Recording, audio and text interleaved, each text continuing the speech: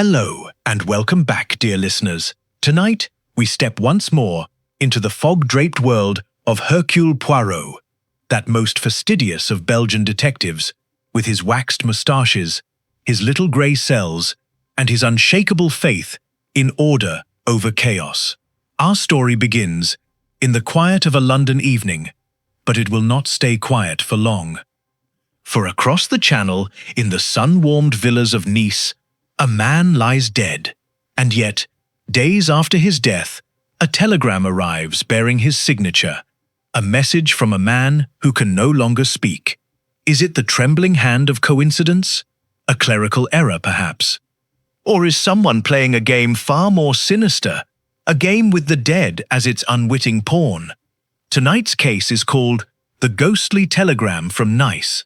If you enjoy these old-fashioned mysteries, do consider following along. There are many more cases yet to be solved. Now then, settle in, pour yourself something warm, and let us begin. An old friend, older habits. It was the spring of 1956 when I found myself once more in London, and it was on a grey Tuesday afternoon, with a thin drizzle falling upon the pavements of Whitehaven mansions, that I climbed the familiar stairs to visit my old friend Hercule Poirot. I had not seen him in the better part of a year. My affairs in Argentina had kept me occupied, and it was only a brief cable from his manservant, George, informing me that Monsieur Poirot would be glad of the company, that had brought me hurrying back across the Atlantic. There had been something in the wording of that cable, some small, unaccustomed plainness, that troubled me more than I cared to admit. George opened the door with his usual imperturbable calm. "Captain Hastings, Monsieur Poirot will be very pleased indeed, sir. He has been rather quiet of late." Quiet. That was not a word I associated with Hercule Poirot, and it was with some apprehension that I stepped into the sitting room. He was seated by the window, a rug across his knees despite the mildness of the day, and for one unsettling moment I scarcely recognized him. The moustaches were as magnificently waxed as ever. That, at least, had not changed. But there was a stillness about him, a certain heaviness in the set of his shoulders that I had never seen before. Age, I thought with a small pang. Age comes even to the great. Hastings. He looked up, and at once the old sparkle returned to his eyes, though I fancied it took him a moment longer to summon it than it once had. "My dear friend, you have grown thin. South America does not agree with you, non?" "You're one to talk," I said, settling into the chair opposite. "George tells me you've been quiet. That's not like you at all, Poirot." He waved a hand, a gesture at once dismissive and, I thought, faintly weary. "Ah, Hastings.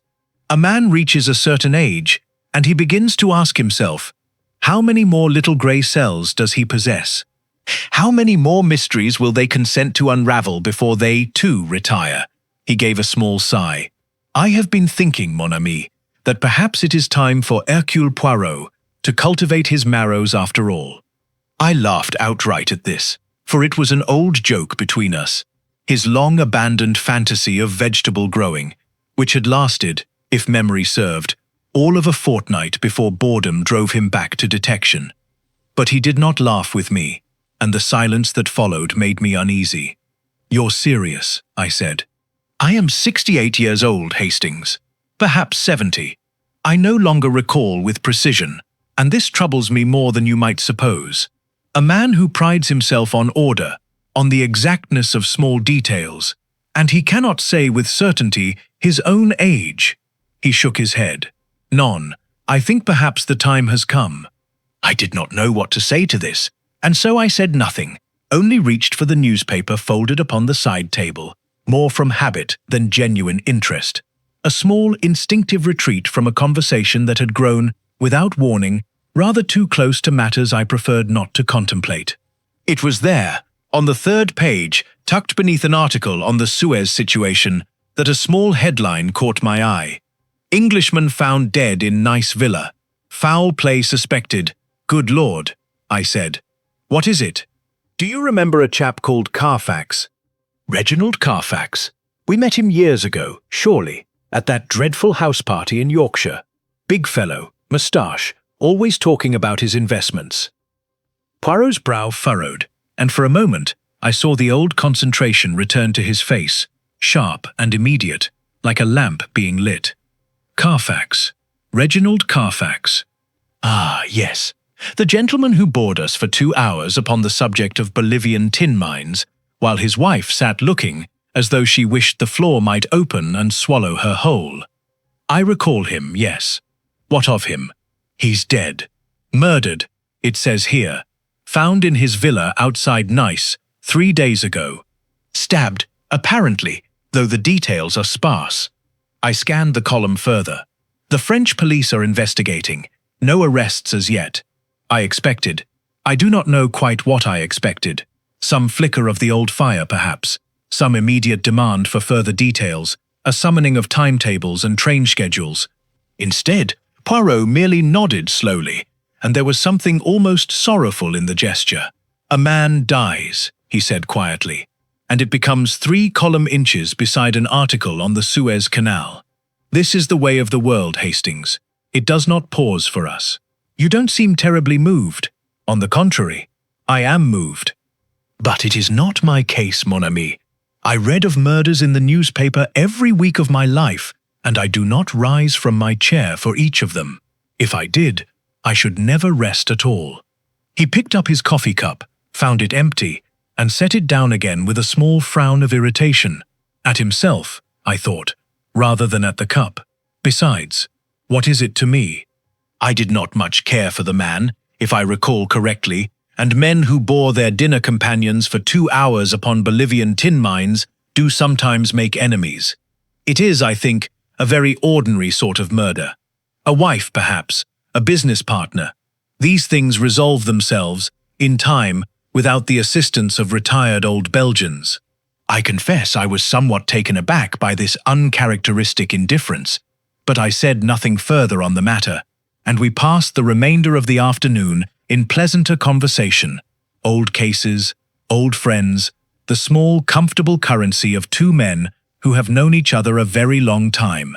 And yet I noticed, more than once, that Poirot's attention seemed to wander, that he would pause mid-sentence and gaze towards the window with an expression I could not quite read, and that when George brought in the tea, Poirot thanked him with a warmth that seemed to me almost apologetic, as though he felt he had not been giving the man his due attention of late. It was nearly 6 o'clock, and I was on the point of taking my leave, when George entered once more, bearing a small silver tray upon which lay a single buff-coloured envelope. "This has just arrived for you, sir. By hand." The boy said it was most urgent. Poirot took up the envelope with mild curiosity, turning it over once in his fingers before slitting it open with the paper knife that lived, as it always had, upon the side table beside his chair. I watched him unfold the enclosed telegram, watched his eyes move once across its contents, and then watched, with something like alarm, as the colour drained slowly from his face. "Poirot, what is it?" He did not answer at once. He read the telegram a second time, his lips moving faintly, as though testing each word for some hidden fault, some crack in its surface that his first reading had failed to detect. When at last he looked up at me, his expression was one I had rarely seen upon that face in all our years of acquaintance. A kind of bewilderment, genuine and unguarded. "Hastings," he said slowly, "I think you had better read this for yourself." He held it out to me, and I took it, and read the following. "Poirot, must see you urgently stop grave matter concerning my safety. Stop arriving London Thursday. Stop tell no one. Stop R. Carfax. Nice.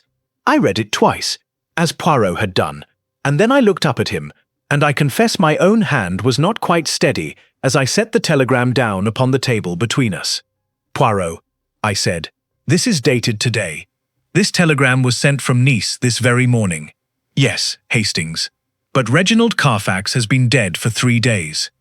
Poirot rose from his chair, slowly, with the careful deliberation of a man whose joints protest the movement, but rose nonetheless, and crossed to the window, where he stood looking down upon the wet grey street below, his hands clasped behind his back, in that old, familiar attitude, I had not seen him assume in many months. "So it would seem," he said quietly, "that a dead man has sent me a telegram." And here he turned to face me, and I saw that whatever weariness had lain upon him an hour before had vanished entirely, burned away like morning mist. "Someone very much alive wishes me to believe that he has." The voice of a dead man. For a long moment, neither of us spoke. The rain had thickened outside, and I remember the small, ordinary sound of it against the window pane seemed suddenly very loud in that room, as though the whole of London were holding its breath along with us. "Let me see it again," I said, and Poirot passed me the telegram a second time, and I studied it, as though sheer scrutiny might wring some further sense from its dozen words. "It's addressed to you by name. Whoever sent it knew you personally, knew where to find you." "Or knew that Reginald Carfax and Hercule Poirot were acquainted," Poirot said. "Which is a rather different matter, Hastings, and a most important distinction. Tell me, how well did Carfax know me? We met once, at a house party, some years ago.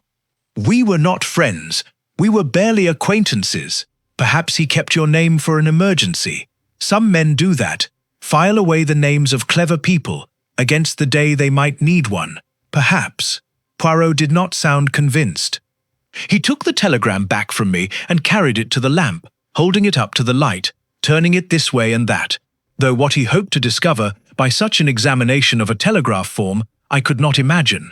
The original message would have been transcribed by a clerk in Nice, copied again by a clerk in London, and this flimsy sheet in his hand was several removes from whatever hand had first composed it. "The wording troubles me," he said at last, lowering the paper. "Look here, Hastings, tell no one. Why would a man in genuine fear for his safety send such an instruction to the one person he has chosen to trust? It is the language of melodrama. It is the language, I think, of a man who has read a great many detective novels and believes he knows how such a message ought to sound. You think it's a hoax, then?" "I think," said Poirot slowly, "that either Reginald Carfax is not dead, and the newspaper is mistaken, which happens, though rarely, in matters of such gravity, or Reginald Carfax is very much dead, and someone has taken considerable trouble to send a telegram in his name, using his own particular manner of speech, to a man that same someone believed, correctly as it happens, would be intrigued enough to act upon it." He set the telegram down upon the table with great care, as though it were something that might yet do harm. "I do not care for either possibility, Hastings, but I confess I like the second a great deal less than the first. Why should anyone go to such lengths? That, mon ami, is precisely the question I intend to have answered."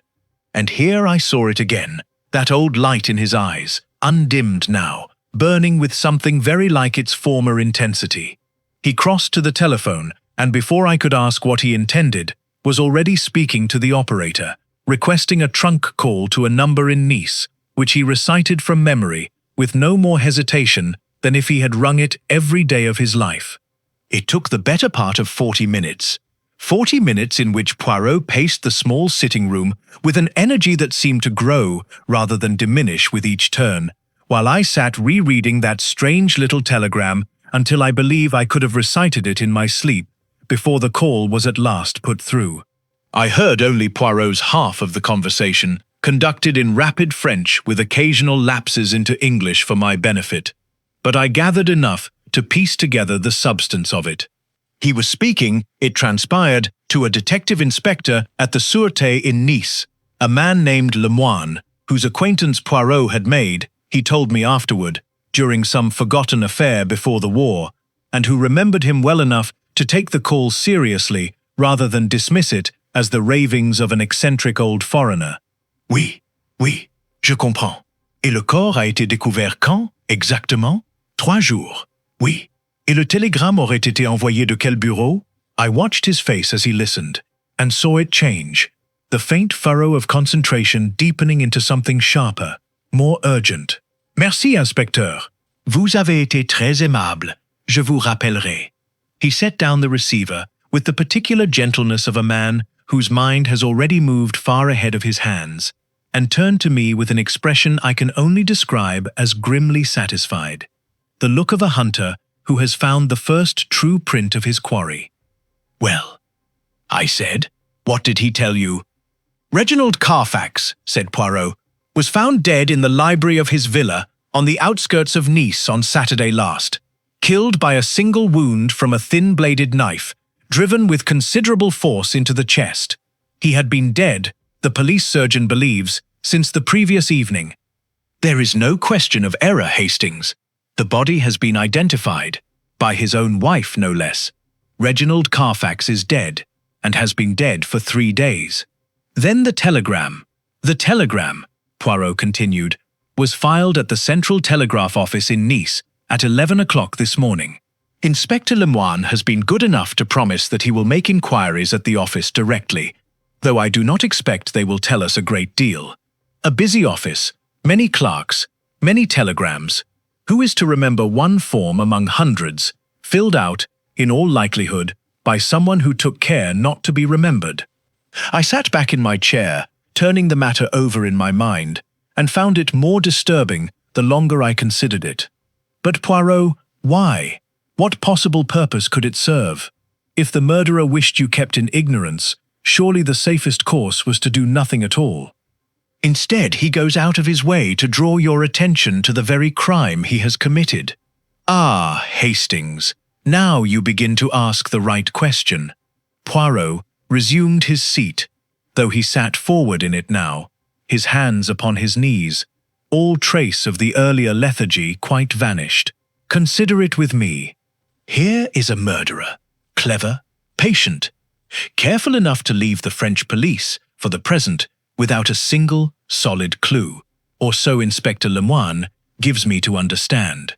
And this same clever, careful murderer chooses of his own free will to compose a telegram in his victim's name and dispatch it to a detective. Why? Perhaps to mislead you. To send you chasing after some false trail. Perhaps. That is one answer, and not a foolish one. But there is another, Hastings, and I confess it interests me a great deal more. He tapped the arm of his chair slowly with one finger, in the old gesture I remembered so well. Perhaps our murderer does not wish to mislead me at all. Perhaps he wishes, very precisely, to draw me in, to match his wits against mine, to say, in effect, here is a puzzle, Monsieur Poirot, and I do not believe you clever enough to solve it. His eyes had taken on a peculiar brightness. It is, you understand, a very great insult to send a dead man's name to a detective. It says, I have killed him, and I am not afraid of you. It says, I am cleverer than you, old man, and I wish you to know it. That's a monstrous sort of vanity. It is, Poirot agreed, and vanity, Hastings, in my long experience, is the one weakness that even the cleverest of murderers cannot entirely conceal. A man who kills for money is careful. A man who kills to be admired for his cleverness, even by an audience of one, that man will, sooner or later, make a mistake, because the performance matters to him as much as the crime itself. He rose again, and this time there was nothing careful or deliberate in the movement. He crossed to the bureau by the window with something very close to his old briskness, and began, without further discussion, to draw out paper and pen. I shall require the timetable for the boat train, Hastings. And you will wire George's cousin, the one who keeps rooms near the Promenade des Anglais, to say that we shall want accommodation for perhaps a fortnight, perhaps longer. You're going to Nice. We are going to Nice, Poirot corrected, glancing up at me with something almost like his old mischief. Unless, of course, your affairs in Argentina call you back across the ocean once more. They can wait, I said, and I meant it entirely. Bon. He returned to his writing, and then paused, the pen motionless above the paper, and when he spoke again, his voice had grown quieter, more reflective. You know, Hastings, an hour ago I sat in that chair and told you I was thinking of my marrows. I told myself I had grown too old, too slow, that the world of murder had moved on without me, and I had not the strength to follow it. He looked up, and though there remained something of the old man's weariness about his eyes, there was, beneath it, an unmistakable and familiar fire. A dead man has just proved me wrong, or rather, a very much alive man, wearing a dead man's name like a mask, has proved me wrong, and for that at least, I find myself almost grateful to him. We shall see, Hastings, whether he remains so pleased with his own cleverness by the time I am done with him. Outside, the rain had begun to ease, and somewhere beyond the wet rooftops of London, a train was already being timetabled that would carry us south, toward the sun, toward Nice, and toward a dead man who, in the strangest and most literal sense I had yet encountered in all our years together, appeared determined to speak from beyond his own grave. The Villa on the Cap. We arrived in Nice on the Thursday evening, after a journey which I will not weary the reader by describing in full, save to note that Poirot spent the better part of it not, as had once been his habit, complaining of the ashtrays or the quality of the dining car's omelette, but sitting quite still, with his eyes half closed, saying little, though I did not think for a moment that he slept. Once, somewhere past Lyons, I saw his lips move silently, and when I asked what he was thinking, he said only, 11 o'clock, Hastings. The telegram was filed at 11 o'clock. I am wondering what a man does, on the morning after he has committed a murder, that he should wait until 11 o'clock to send his little message, and not 8, and not noon. Perhaps he had business to attend to first. Perhaps, said Poirot, and closed his eyes again, and said nothing further until we reached the coast. Inspector Lemoine met us at the station, a spare, sharp-featured man of perhaps 50, with the weathered look of one who had spent a working lifetime beneath the Mediterranean sun, and a manner that combined French courtesy with a policeman's natural reserve. He shook Poirot's hand with evident warmth, and mine with polite curiosity, and drove us himself, in a small dusty Renault, along the coast road toward the Cap, where the Villa Mimosa, for so Carfax had named his retirement house, with what I could only think a certain heavy irony, given what had befallen him there, stood upon a low headland above the sea. "You will forgive me, Monsieur Poirot," Lemoine said, as we drove. "If I confess I do not entirely understand why a telegram which any competent forger might compose, should bring you across a continent. We have, God knows, murder enough of our own to occupy us, without needing to summon retired Belgian detectives to explain it to us." "You are quite right to be skeptical, Inspector," Poirot replied placidly, "and I do not come to explain your murder to you. That would be great impertinence on my part, and I have not yet earned the right to it. I come because a man has been foolish enough to invoke my name, and I find I have grown too old and too vain to let such foolishness pass unanswered." He smiled thinly. "Besides, mon ami, you telephoned me yourself, not 2 hours after we spoke, to say that your men had found nothing whatsoever at the telegraph office.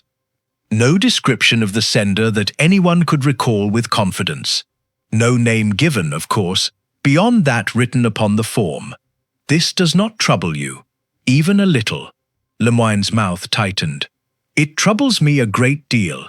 It is why I did not refuse your offer of assistance, monsieur, whatever my private reservations." The Villa Mimosa, when we reached it, proved a handsome enough building in the local style, pale stucco walls and green shutters, a garden gone slightly wild with bougainvillea, and a view from its terrace that swept the whole curve of the bay. It seemed to me, standing there in the last gold light of the evening, altogether too beautiful a place to have played host to murder, though I have learned, in all my years beside Poirot, that beauty and violence keep company far more often than we should like to believe. A police constable admitted us, and Lemoine led the way through a cool tiled hall into the library, a long room lined with books that had, I suspected, been bought more for their bindings than their contents, for Reginald Carfax had never struck me, in our brief acquaintance, as a man of much literary inclination. A dark stain marked the carpet before the writing desk, and I saw Poirot's gaze fall upon it and remain there for a long moment, quite still. "He was found here," Lemoine said, "by his manservant, on Saturday morning, a little after 7. The wound was single, as I told you, a thin blade, entering here. He touched his own chest, just below the ribs, upward, with considerable force. Death, the doctor believes, was not instantaneous, but neither was it long delayed. A matter of minutes, perhaps. And the weapon, not found. We have searched the villa, the garden, the cliffs below. Nothing.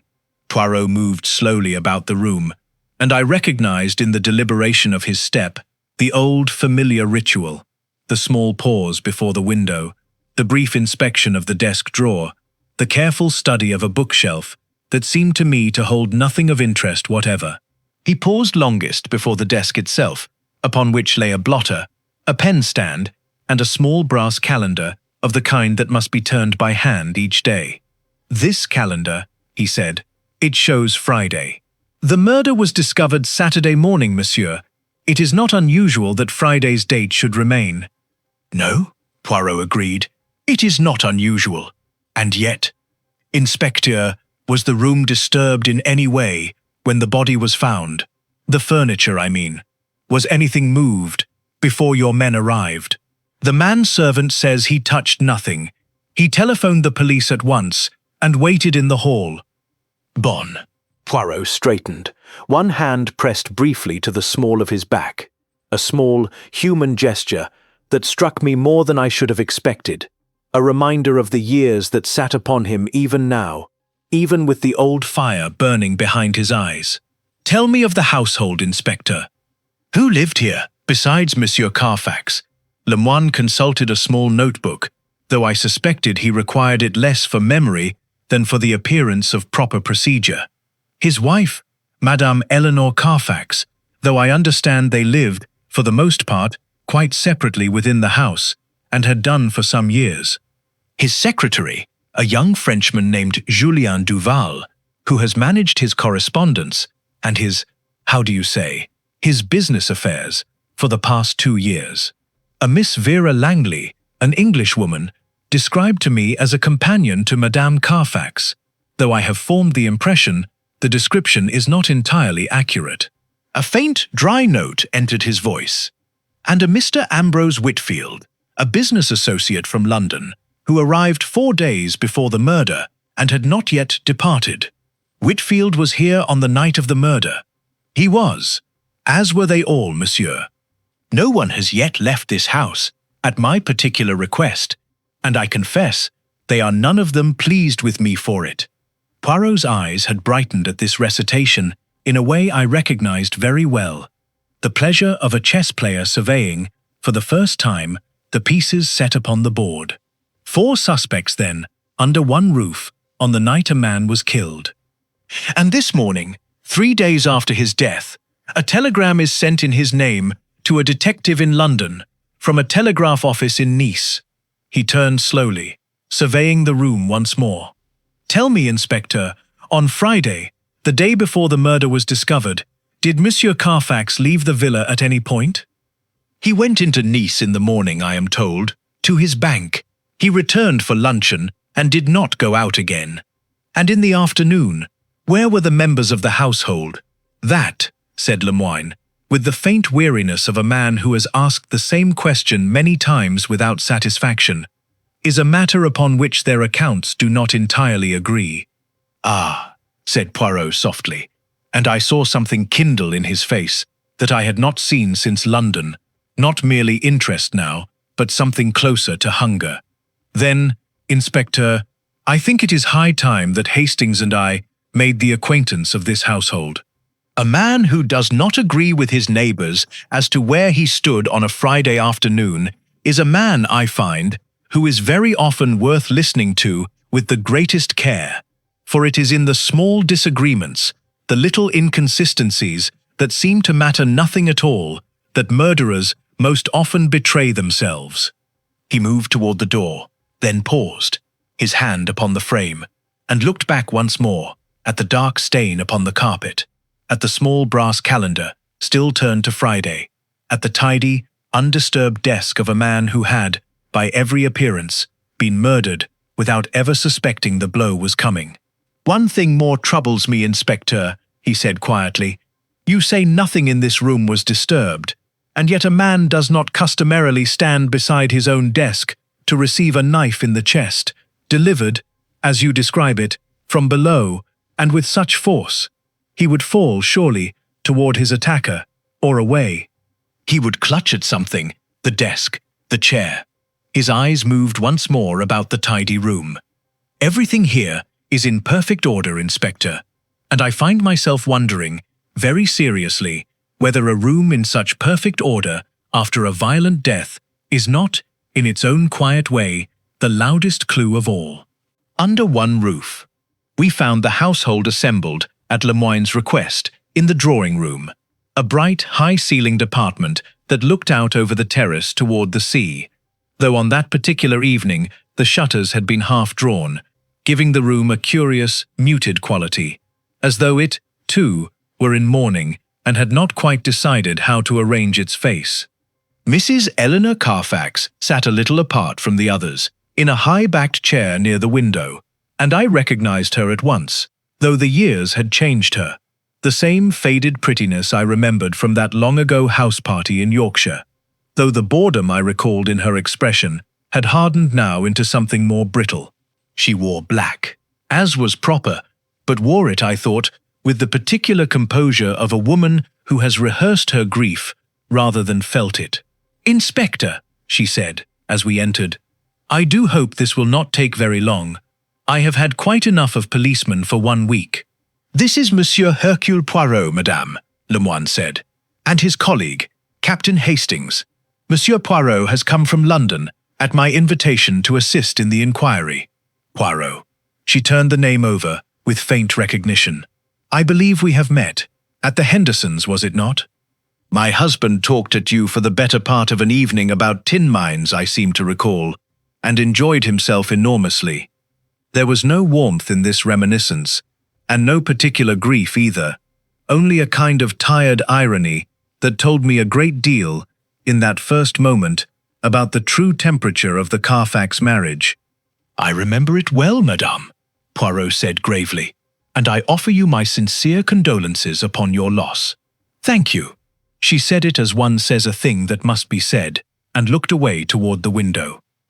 The young man who rose from the sofa to greet us was, I judged, no more than 30, dark, quick-eyed, dressed with a neatness that suggested a certain care for appearances. This was Julien Duval, the secretary, and he shook Poirot's hand with a firmness that struck me as slightly overdone, the handshake of a man performing confidence rather than possessing it. "Monsieur Poirot, I have heard of you, of course. A terrible business, this. Monsieur Carfax was—" He paused, as though searching for the correct word, and I noted the pause, as I saw Poirot note it too.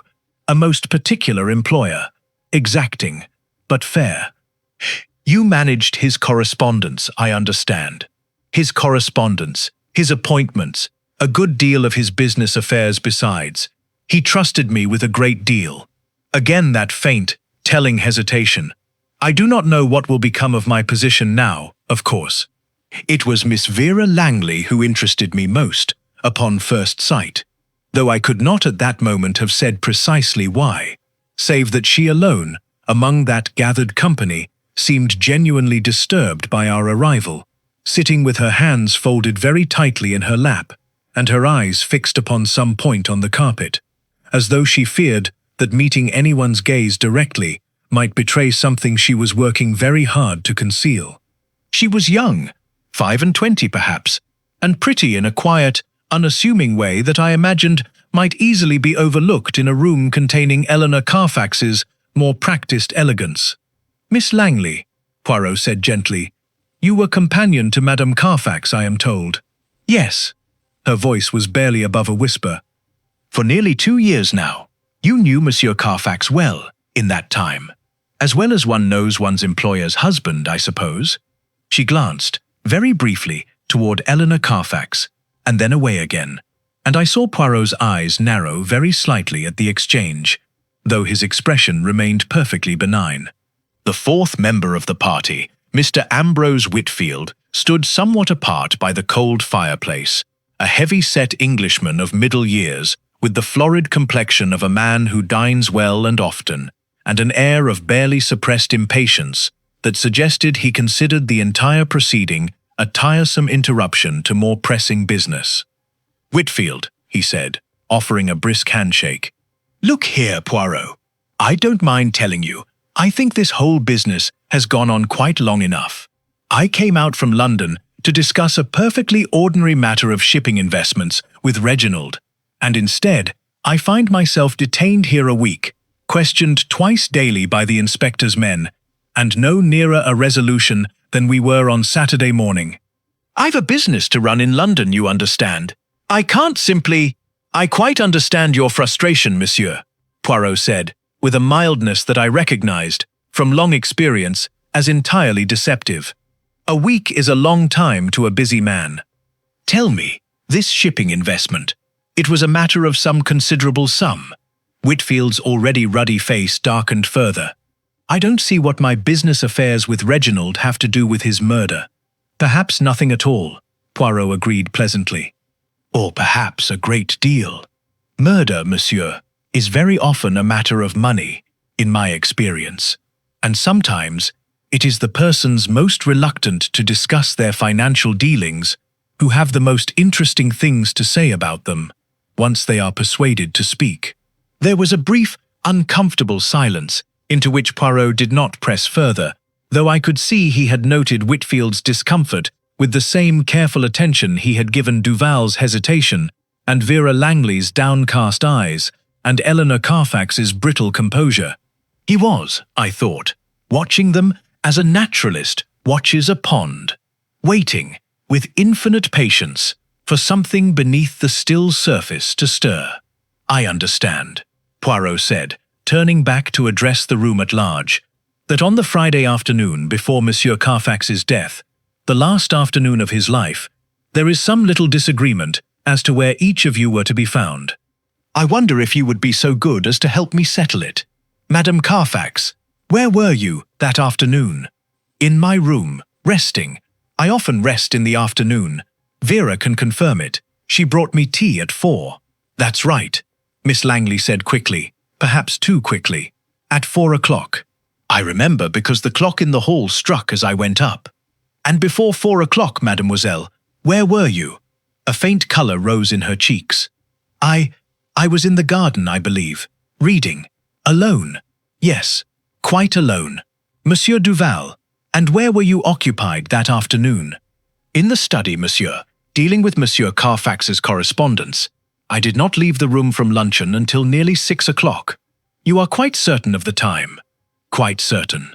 Duval's voice had grown a shade too firm, I thought, for a man merely recalling an ordinary afternoon. "And Monsieur Whitfield?" "Walked into Nice and back," Whitfield said shortly. "Wanted the air. Man can't be cooped up in a house all day, whatever the French police may think." "You walked alone?" "Of course alone. I don't require a nursemaid, Poirot."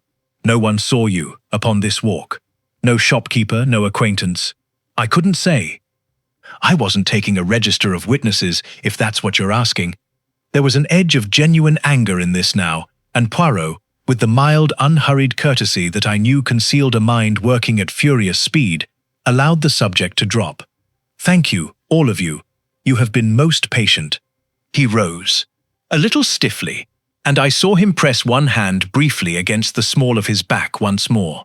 That same small human wince I had noted at the villa's library door, and which troubled me more, somehow, than any of the evening's small evasions and half-truths. "One thing more, and then I will trouble you no further tonight. The telegram. You have none of you, I think, been told of it. A telegram was sent yesterday morning from the central office here in Nice to my address in London, signed with the name of Reginald Carfax. The effect of this small announcement was, I thought, most instructive." Eleanor Carfax's composure did not so much as flicker, though her eyes moved, very briefly, toward Duval. Duval himself went rather pale, and set down the cup of coffee he had been holding with a hand that was not entirely steady. Vera Langley made a small, sharp sound, not quite a gasp, and pressed her hand to her mouth. And Ambrose Whitfield merely frowned, in the manner of a man who has heard something faintly absurd and cannot decide whether to be alarmed or amused by it. That's impossible, Whitfield said flatly. Reginald's dead. Been dead 3 days. Just so, monsieur, which is why I find the telegram of such very particular interest. Poirot's gaze moved slowly, unhurriedly, across each face in turn. Eleanor's stillness, Duval's pallor, Vera's trembling hand, Whitfield's blunt incomprehension, and I saw him gathering each reaction, cataloguing it, weighing it, as a jeweler weighs stones whose true value is not yet apparent to the untrained eye. Someone in this house, I think, knows a very great deal more about that telegram than they have yet told the inspector, or myself. I do not ask that person to confess it tonight. I ask only that they consider, very carefully, how much longer they believe such a secret can be kept, in a house with so many eyes and so many ears, and, as I begin to suspect, so very few genuine secrets left. He bowed slightly to the room at large and made for the door, and I followed him out into the cool of the darkening hall, where he paused, for a long moment, saying nothing at all, his brow furrowed in the particular way I had come to recognize as the outward sign of some deep and rapid inward calculation. "Poirot," I said quietly, "which of them do you suspect?" "Hastings," he said. "At this moment, I suspect all 4 of them, and none of them in equal measure, which is to say, I suspect nothing yet, and everything. But I will tell you this." He glanced back once toward the closed drawing-room door, beyond which I could hear the low murmur of resumed uneasy conversation. Somewhere in that room, this evening, a very frightened person sat and drank coffee and answered my questions with admirable composure. And it is not, I think, the person whose composure was most admirable that I ought to be watching most closely. It is very often, mon ami, the actor who forgets, for one unguarded instant, that he is acting, and I have this evening seen not one unguarded instant, but 2, and they did not both come from the same face. The weight of small things. I slept poorly that night, in the small hotel room Poirot had engaged for us above the promenade, and came down the next morning to find him already at the breakfast table, a pot of coffee before him, and a great many crumbs of croissant scattered across a sheet of paper upon which he had been writing. A habit of his I remembered well from earlier years, the setting down of names and small facts in a kind of private shorthand, as though the act of writing helped him to see more clearly than thought alone. "You're up early?" I said, seating myself. "I have not, I confess, slept a great deal," Poirot admitted, and I noticed, with some concern, the faint shadows beneath his eyes. An old man's mind runs on, Hastings, when a young man's would have the good sense to rest. I have been thinking of Friday afternoon. The business of who was where? Just so. Madame Carfax rests in her room. Mademoiselle Langley reads in the garden, alone, until 4 o'clock, when she brings tea to her mistress. Monsieur Duval sits in the study with the correspondence from luncheon until 6. Monsieur Whitfield walks to Nice and back, alone, and is seen by no one. He tapped the paper before him. 4 persons, Hastings, and not one of them can produce a single witness to account for their movements before 4 o'clock, save Mademoiselle Langley's presence in the garden, which Madame Carfax cannot confirm, since she claims to have been resting, and which the gardener, whom I had Inspector Lemoyne's men questioned this morning, does not entirely support. How so? The gardener recalls seeing Mademoiselle Langley in the garden that afternoon, but not, he believes, before 3:30. Before that, he cannot say where she was. Poirot's eyes had that bright, restless quality I remembered from our oldest cases together, the look of a man turning a puzzle over and over, searching for the one seam that would allow it to be prized open. It is not much, Hastings. A half hour, unaccounted for, in the account of a frightened young woman. It may mean nothing whatever, and yet, we spent that morning, and the greater part of the afternoon, in a series of further interviews, some conducted with Lemoyne's assistance, others by Poirot alone, in the quiet of the villa's small morning room, where he had established himself with the air of a man who intended to remain until every last secret of the household had been extracted, gently but inexorably, like a dentist drawing out a stubborn tooth. Julien Duval, questioned a second time, proved considerably less composed than he had appeared the previous evening. Pressed upon the precise nature of Carfax's business affairs, he grew evasive, then defensive, and at last admitted, with evident reluctance, that certain sums of money had passed through his hands in the management of his employer's accounts which he was not, at present, prepared to itemize in detail.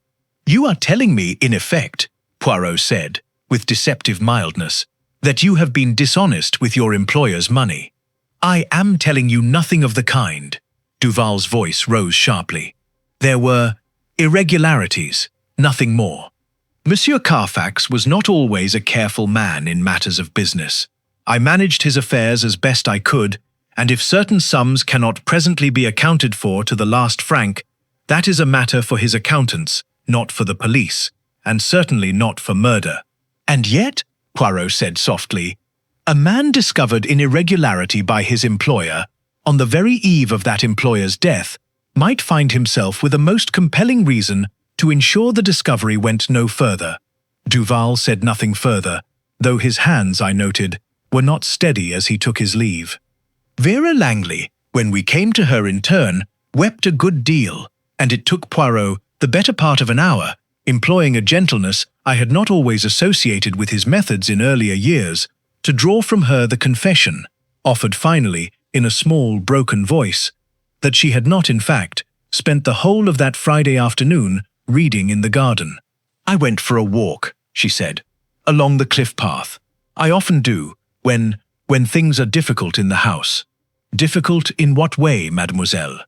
"Madame Carfax is not always an easy woman to serve," she said carefully, and would be drawn no further upon the subject, though the particular quality of her distress, and the swift, unhappy glance she cast toward the door through which Eleanor Carfax had earlier departed, told their own story clearly enough to any observer with eyes to see it. "You did not think to mention this walk before." "I was afraid," she said simply. "It sounds foolish, put so plainly, but I was afraid that if I said I had been out of the house, alone, unaccounted for, you would think—" She did not finish the sentence, and did not need to. It was Ambrose Whitfield, however, who provided the afternoon's most curious moment, though not, I think, in the manner he intended. Pressed once more upon his solitary walk, he grew testy, then blustering, and at last let slip, in the heat of his irritation, a small but telling detail. "I've told you a dozen times, I walked to the harbour and back, and saw no one I knew, and if the shopkeepers of Nice can't be bothered to remember one more Englishman on their pavements, that's hardly my—" He stopped abruptly, as though hearing his own words a beat too late. "You said the harbour, monsieur," Poirot said quietly. "Earlier, I believe, you said only that you walked into Nice. The harbour is in Nice, man. What of it? Nothing at all, perhaps, save that the telegraph office," Poirot said, with the same deceptive mildness he had employed with Duval, "stands, I am told, a bare 2 streets from the harbour." Whitfield's face, already ruddy, darkened further still, though whether from guilt or simple fury, I could not, at that moment, have said with any certainty. "Are you accusing me of sending that damned telegram, Poirot?" "I am accusing you of nothing whatever, monsieur. I observe only that a man who walks to the harbour walks very close indeed to the telegraph office, and that a man who has already, this afternoon, admitted to certain small deceptions regarding the precise nature of his walk, might perhaps find it in his interest to consider whether further small deceptions are truly worth the trouble of maintaining." Whitfield said nothing further, and stormed from the room with considerably more heat than the moment strictly warranted, which was, I thought, watching Poirot's face as the door closed, very possibly the entire point of the exercise. That evening, walking back along the promenade in the last warmth of the day, I found myself turning the matter over aloud, as I have always been rather too prone to do in Poirot's company, and I confess I arrived, with what I believed at the time to be considerable cleverness, at a theory of my own. "It's Whitfield," I said. "It must be. The money troubles, the lie about his walk, his temper when questioned. Poirot, the man's practically shouting his guilt at us." Poirot, walking beside me with his hands clasped behind his back, said nothing for a long moment, and I saw, in the fading light, that his brow was furrowed in a way that suggested he had not, in fact, been attending closely to my theory at all, but pursuing some private line of thought of his own. "You are not listening to me," I said, a little wounded. "Forgive me, Hastings. I confess my mind was elsewhere." He paused in his walking and passed a hand briefly across his eyes, a small, weary gesture that troubled me, as such gestures had troubled me more than once since our arrival. "You were saying, Whitfield." "Yes, the man's guilty as sin, surely." "He is certainly guilty of something," Poirot agreed. "Whether that something is murder, I am a good deal less persuaded than you, mon ami.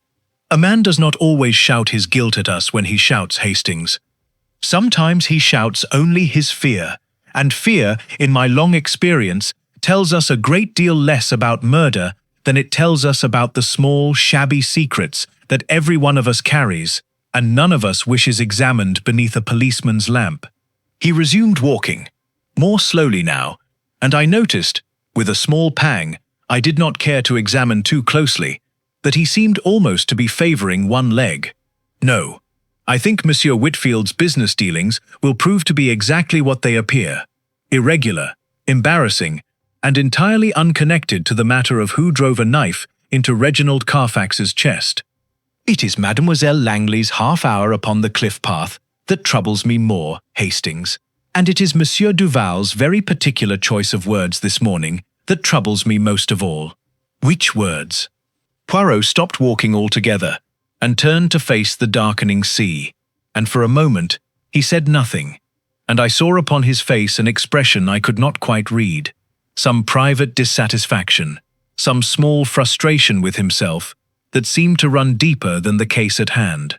"He said, Hastings, that Monsieur Carfax was a most particular employer, exacting, but fair. It is a very careful phrase, the phrase of a man who has rehearsed what he intends to say of the dead, so that it will give away nothing of what he truly felt." He shook his head slowly. "I should have pressed him further upon it this morning. I let it pass. An old man's mind, Hastings. It does not always seize the important thread the very instant it is offered, as once it would have done." He sighed, and for a moment looked, in the failing light, every one of his uncertain years. "We will speak with Monsieur Duval again tomorrow, and this time, mon ami, I do not intend to let a single careful phrase pass unexamined." The hour of 11. We returned to the villa the following morning to find Inspector Lemoine waiting for us upon the terrace, a slim folder of papers in his hand, and an expression upon his face that told me, even before he spoke, that some new fact had come to light. "Monsieur Poirot, I have had my men make further inquiries at the telegraph office, as you asked. It has taken some persistence, but I believe we have found something of interest." He opened the folder. The clerk who accepted the telegram on Wednesday morning has now recalled, upon further questioning, a small detail he did not think to mention before. "The sender," he says, "was a person of medium height, wearing a hat pulled low and a light coat despite the warmth of the day, who paid in cash and did not linger. He cannot say with certainty whether the sender was a man or a woman." "A deliberate obscurity, then," Poirot murmured. "The hat, the coat, these are not the choices of a person who is merely careless of appearance, Inspector. They are the choices of a person who has thought, beforehand, about exactly what a witness might later be asked to recall, and has taken pains to give that witness nothing of use." He took the folder and studied it a moment. "And the hour? You have confirmed it. 11 o'clock precisely. The clerk is certain of the time, since he had just returned from his morning coffee." Poirot nodded slowly, and I saw him withdraw from his pocket the small notebook in which he had been recording, since our first evening in Nice, the scattered particulars of the case, times, names, the small unconsidered fragments that he believed, more firmly than any man I have ever known, would one day assemble themselves into a single, coherent truth. 11 o'clock, he said softly. "Hastings, do you recall what I said to you in London, when first I read that telegram? I asked myself why a man should wait until 11 to send so urgent a message, if his safety were truly in danger. I asked the wrong question, I think. I ought to have asked what a murderer does on the third day after his crime, between the hour he wakes and the hour of 11, that he cannot send his telegram before it. What do you mean? I mean, Hastings, that our murderer did not send that telegram carelessly, at whatever hour was convenient. He waited, and a man who waits, in my experience, waits because he is waiting for something, a piece of information, an opportunity, the departure of some person whose presence would otherwise prevent him. He turned to Lemoine. Inspector, I must ask you a question of some delicacy. On Wednesday morning, between the hours of 9 and 11, where was each member of this household? Lemoine consulted his notes. Madame Carfax breakfasted in her room and did not come down until noon. Mademoiselle Langley took breakfast with her, I believe, and remained upstairs also. Monsieur Duval was in the study from 8:30, dealing with matters arising from the estate. Monsieur Whitfield, he paused. Monsieur Whitfield left the villa at 9:30 and did not return until shortly after 1. Ah, said Poirot, very softly, and something in his tone made both Lemoine and myself turn to look at him with sudden attention. Now that, Inspector, is interesting. Monsieur Whitfield's absence covers precisely the hour in question. And yet, he held up one finger, Monsieur Whitfield, when we questioned him of his walk on the day of the murder itself, betrayed a very particular unease at the mention of the telegraph office's proximity to the harbour. Does that not strike you as curious? A guilty man, questioned about the wrong day, betraying guilt regardless. You think Whitfield sent the telegram then, whatever you said to Hastings yesterday evening? I think, Poirot said carefully, that Monsieur Whitfield is guilty of something that troubles him a great deal, and that he has confused, in his own mind, two separate sins, and answered our questions about one with the guilt properly belonging to the other. It is a very common error, Inspector, among persons unaccustomed to police examination. They assume that any evidence of wrongdoing, however small, is the wrongdoing the detective seeks, and they defend the wrong crime with all the vigor that ought to have gone toward defending their innocence of the crime that actually matters. We found Whitfield in the garden, seated beneath the shade of an olive tree with a glass of something amber at his elbow, and he looked up at our approach with an expression of such open wariness that I confess I began, for a moment, to share Poirot's earlier suspicion after all. Come to badger me again, have you? Monsieur Whitfield, Poirot said, seating himself, uninvited, upon the bench opposite. I think the time has come for you to tell me the truth about Wednesday morning. Not the day of the murder, the day of the telegram. You left this house at 9:30 and did not return until past 1. 4 hours, monsieur, is a very long walk. Whitfield's jaw tightened, and for a moment I thought he would refuse to answer at all. Then, quite suddenly, something in him seemed to give way, like a dam long strained beyond its proper limit. Damn it, Poirot, it's got nothing to do with Reginald's murder, I swear it. I went to see a woman, an acquaintance, here in Nice. It's the sort of thing a man doesn't care to have broadcast, you understand, particularly not to a French police inspector with a notebook. I've a wife in London. He said this last with the particular misery of a man confessing a small, shabby sin that has cost him a great deal more anxiety than its true gravity warrants. I lied about the walk because I didn't want it known I'd been to see her. That's all it is. That's the whole of it. And on Wednesday morning? This same acquaintance? Yes. Damn it, yes. Her name and address, monsieur, if you please. Inspector Lemoine will wish to confirm it, and I think you will find it very much in your interest to be confirmed. Whitfield gave the information with the air of a man surrendering his last defense, and when we withdrew, some minutes later, Lemoine dispatched a constable at once to verify the account, while Poirot walked beside me toward the villa with a thoughtful, unhurried step. He's telling the truth, I think, I said. I believe so also, which means, Hastings, that Monsieur Whitfield is guilty of nothing more than folly and a certain want of loyalty to his wife. Sins enough, but not the sin that concerns us. Poirot's brow furrowed. Which returns us, mon ami, to the study, and to Monsieur Duval, who claims to have sat there dealing with correspondence from 8:30 until, when did he say? 6 o'clock, on the day of the murder. I don't recall what he said of Wednesday morning. Nor do I, precisely, and that omission troubles me. We did not press him closely enough upon it, because our attention was drawn, quite naturally, to the more dramatic unease of Mademoiselle Langley and the more obvious evasions of Monsieur Whitfield.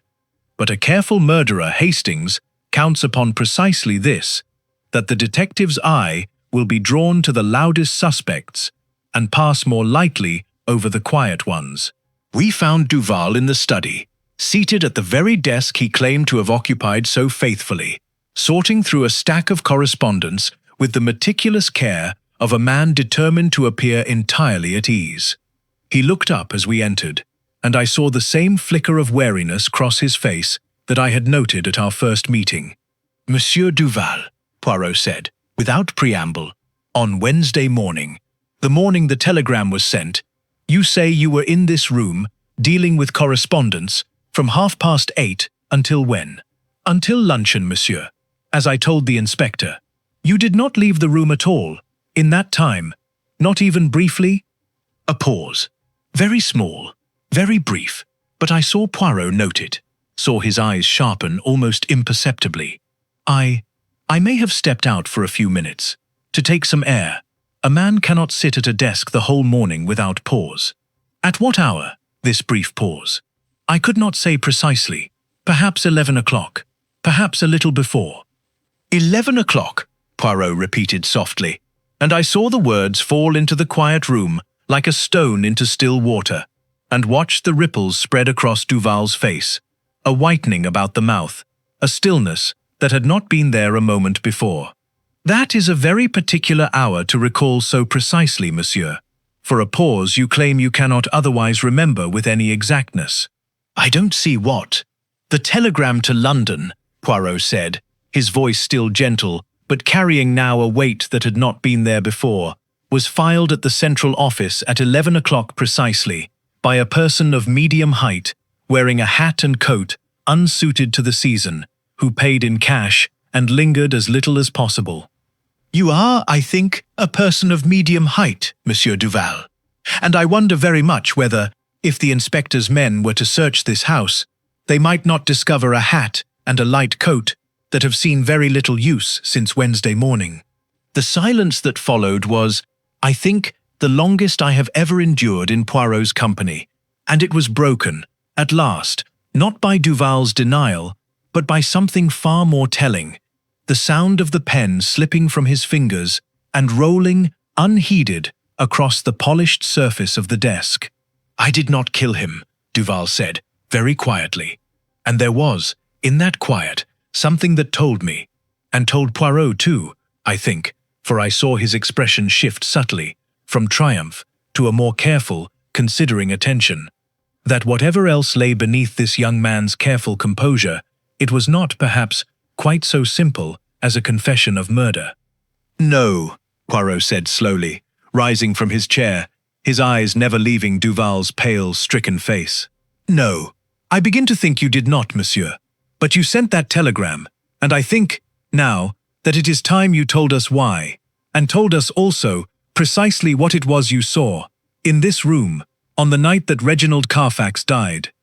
The little grey cells, once more. We did not press Duval further that afternoon. Poirot, to my considerable surprise, rose from his chair, thanked the young man with grave courtesy for his candour, such as it had been, and withdrew, leaving Duval sitting white-faced and trembling at the desk he had occupied, by his own admission, rather less faithfully than he had claimed. "You're letting him go," I said, once we were out upon the terrace. "I am letting him sit, Hastings, and consider very carefully the wisdom of continued silence. A man who has told one lie and been caught in it does not, as a rule, sleep well that night, wondering what else has been discovered. By morning, I think, Monsieur Duval will be a good deal more forthcoming, or he will have attempted to run, which would be, in its way, an equally satisfactory answer." He paused at the terrace balustrade, looking out over the darkening bay, and I saw again that small, weary droop in his shoulders that had troubled me since London. In the meantime, mon ami, I should like Inspector Lemoine to do two things for me. I should like him to search Monsieur Duval's room most thoroughly, for a hat and a light coat, and I should like him to send, first thing tomorrow, for an accountant, a good one, accustomed to unraveling the private arithmetic of men who do not wish their sums examined. Lemoine, when applied to, proved entirely willing, and it was accordingly a little before 10 the following morning that we gathered once more in the drawing-room of the Villa Mimosa, the same bright room, the same half-drawn shutters, the same small, uneasy company, though I noted that Julien Duval, when he entered, walked like a man who had not slept at all, and would not meet the eyes of anyone in the room. Poirot stood before the cold fireplace, and I saw in his bearing that morning something of the old theatre I remembered so well from a dozen earlier cases, the small pause before speaking, the slow survey of every face, the sense, unmistakable to anyone who knew him, that he had arranged this gathering not merely to inform, but to perform, for an audience of murderer and innocent alike, the final unveiling of a truth he had already, in all its essentials, laid bare within his own mind. "I will not keep you in suspense," he began, "longer than is strictly necessary, for I think one among you has already guessed, this last sleepless night, that the game, if I may call it that, is very nearly at its end."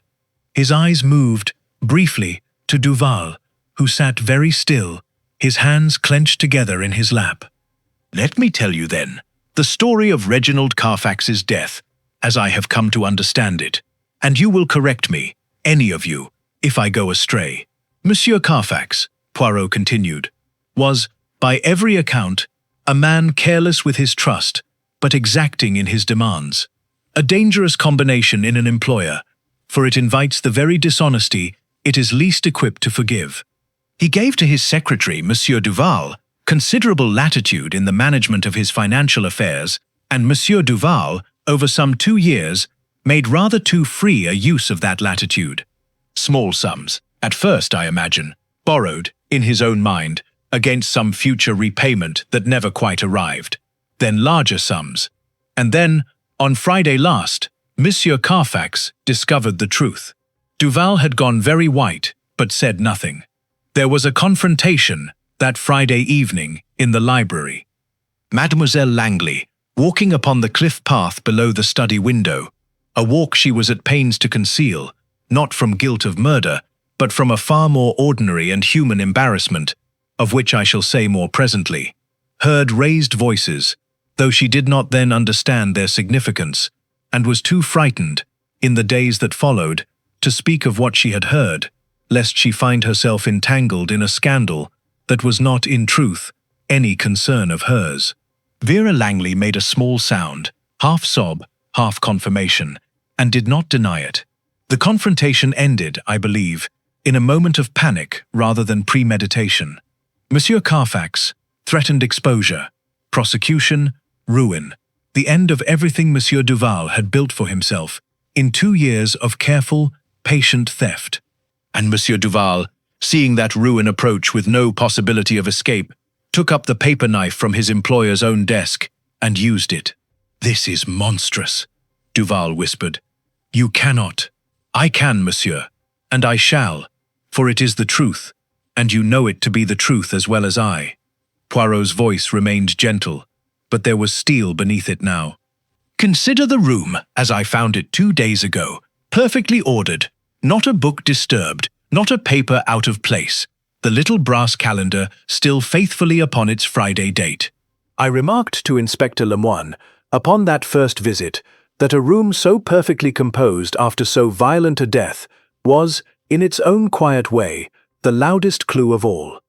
A murder committed in sudden fear leaves chaos behind it, but a murderer who has time and presence of mind, and above all a very great need to leave nothing behind that might betray him, will use that time to set the room to rights before he ever thinks to summon help, or to feign the shock of discovery he does not, in that moment, genuinely feel." He turned, slowly, to face Duval directly. You disposed of the weapon, I think, upon the cliff path, at dusk. The same path Mademoiselle Langley had walked some hours earlier, though she, mercifully for her own peace of mind, was long since returned to the house by then. Inspector Lemoine's men have this morning recovered, from the rocks below that path, a knife answering precisely to the description of the missing letter opener from Monsieur Carfax's desk. I saw Lemoine, standing by the door, incline his head very slightly in confirmation. And then, Poirot continued, you had some days, 3, perhaps 4, in which to do what any embezzler in your position would most urgently wish to do, to falsify, so far as you were able, the accounts that would otherwise condemn you the moment any competent auditor examined them. It was delicate work, I imagine, and it took you longer than you had hoped, and it was in the midst of this work, Monsieur Duval, that you conceived of the telegram. Why should I do such a thing? Duval's voice had risen, thin and strained. Why draw attention to myself when silence would have served me better? Because, monsieur, silence would not have served you at all, not once the police began their inquiries into the time of Monsieur Carfax's death. You knew, better than anyone in this house, precisely when he had died, because you were the one who killed him. And you knew, too, that a careful examination of the body, of the evidence, might in time fix that hour with some precision, a precision that would leave you very little room in which to complete the falsification of accounts already dangerously advanced toward discovery. What you needed, monsieur, was doubt, confusion, a reason for the investigating authorities to wonder whether Reginald Carfax had not, after all, been alive some days later than his body suggested, a seed of uncertainty that might blur the timeline just enough, just long enough, to give you the days you so desperately required. I saw understanding dawn slowly upon the faces around the room, Eleanor Carfax's composure cracking at last into something like genuine horror, Whitfield's blustering impatience giving way to a stunned, silent attention. And who, among all the persons in this house, Poirot went on, more quietly now, was better equipped to compose so convincing a message in Reginald Carfax's own voice than the man who had written the greater part of his correspondence and sent the greater part of his telegrams for 2 years past?